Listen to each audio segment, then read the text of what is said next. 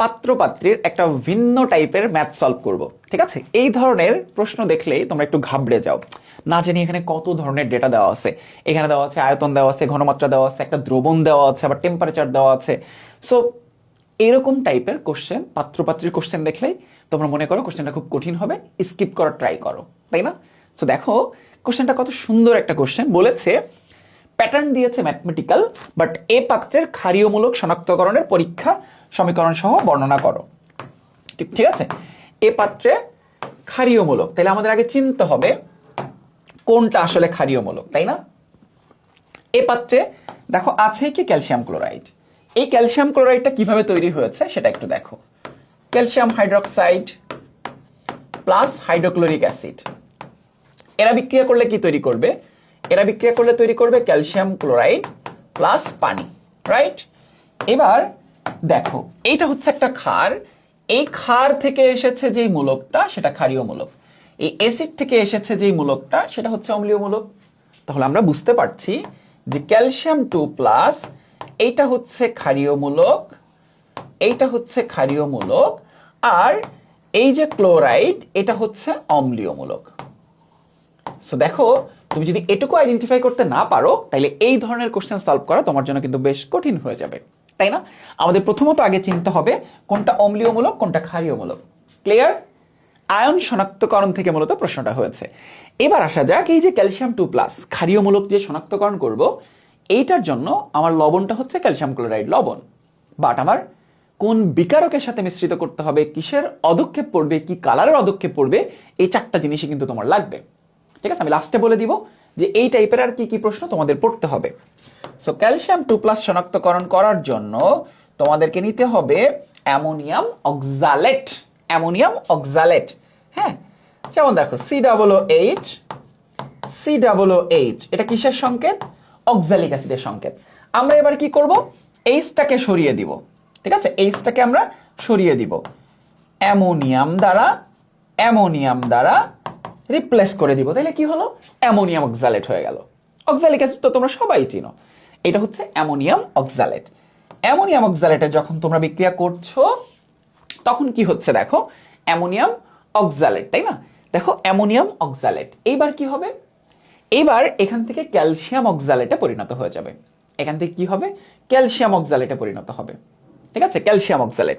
দেখো calcium oxalate, এই NH4 এর পরিবর্তে NH4 এর পরিবর্তে কি চলে আসবে? NH4 এর পরিবর্তে চলে আসবে ক্যালসিয়াম। দেখো তাহলে ক্যালসিয়াম যদি চলে আসে তাহলে ক্যালসিয়ামের তো দুটো হাত, তাই না? ক্যালসিয়ামের দুটো হাত, এই যে একটা অক্সিজেন, এই যে একটা অক্সিজেন। তাহলে দেখো একটা অক্সিজেন গেল, তাহলে এই যে একটা কার্বন, এই যে একটা কার্বন, ডাবল বন্ড আবার অক্সিজেন, ডাবল বন্ড অক্সিজেন। তাহলে অক্সিজেনের দুটো হাত হয়ে গেল, এদিকে একটা এদিকে একটা, এদিকে একটা এদিকে একটা, ক্যালসিয়ামের দুটো হাত হয়ে গিয়েছে। তখন আমি যদি এটা দ্বারা কানেক্ট করে দেই তাহলে দেখো তো 1 2 3 4 1 2 3 4 চারটা করে হাত কমপ্লিট হয়ে গিয়েছে, মানে CaCOO।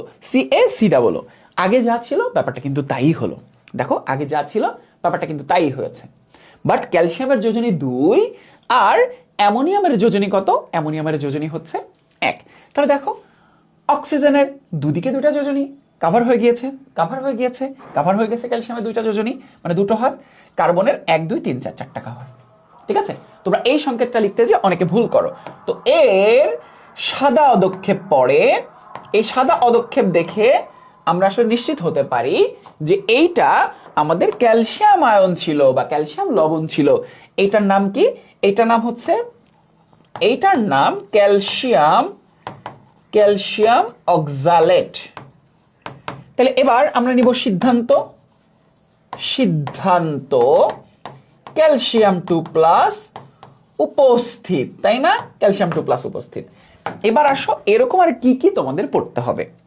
এরকম পড়তে হবে সোডিয়াম প্লাস পড়তে হবে, Fe2 প্লাস পড়তে হবে, Fe3 প্লাস তোমাদেরকে পড়তে হবে, কপার 2 প্লাস তোমাদেরকে পড়তে হবে, অ্যামোনিয়াম প্লাস পড়তে হবে, সালফেট 2 মাইনাস পড়তে হবে, ক্লোরাইড মাইনাস পড়তে হবে। সো সাধারণত এইগুলো হচ্ছে 3 স্টার টাইপের টপিক, যেটা তোমাদেরকে আমি সাজেশন দিয়ে দিলাম যে আয়ন শনাক্তকরণ থেকে কোন কোন জিনিসপত্রগুলো পড়তে হবে। উপরে যেগুলো আছে ক্ষারীয়মূলক, নিচে যে দুইটা আছে এগুলো হচ্ছে অম্লীয়মূলক। সো কখনো কখনো অদক্ষেপ থেকে এই ধরনের ম্যাথও কিন্তু, এই ধরনের প্রশ্নও কিন্তু দিয়ে দিতে পারে। সো একটু খেয়াল রাখতে হবে, ক্ষারীয়মূলক চেয়েছে অম্লীয়মূলক শনাক্তকরণ করে দিও না, অম্লীয়মূলক চেয়েছে ক্ষারীয়মূলক শনাক্তকরণ করে দিও না, ঠিক আছে?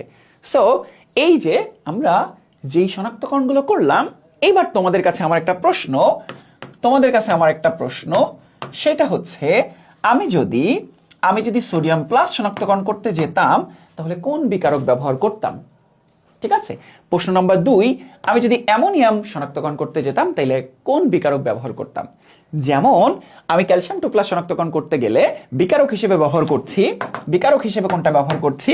Ammonium oxalate. তাহলে সোডিয়াম প্লাস শনাক্তকরণের জন্য বিকারক কি?